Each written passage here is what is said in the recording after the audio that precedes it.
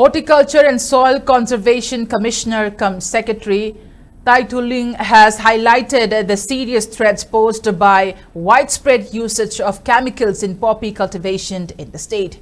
He was speaking at the inaugural function of one-day regional conference on organic farming, jointly organized by Department of Horticulture and Soil Conservation and Manipur Organic Mission Agency, MOMA, under the aegis of Regional Center for Organic and Natural Farming, Imphal, Ministry of Agriculture and Farmers Welfare, Government of India at the conference hall of Hotel Imphal.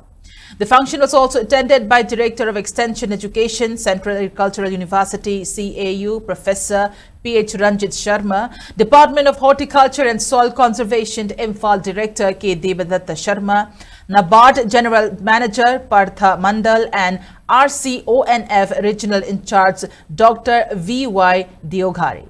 Speaking further, Taituling Pamai said that using large-scale chemicals in poppy cultivation has not only contaminated the soil, but also caused perilous effects to human beings, as many forms of diseases are formed when consuming vegetables and crops grown in it. The commissioner then encouraged farmers to embrace organic farming and refrain from using excessive chemicals in growing crops.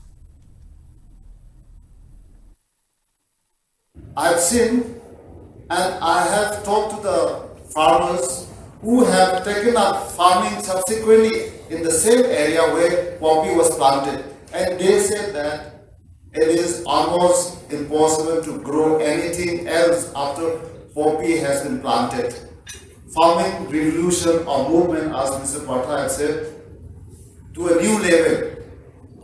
Let us commit ourselves that this production of food by means of organic farming is the only way to ensure the safety of not only the health but the state and the country.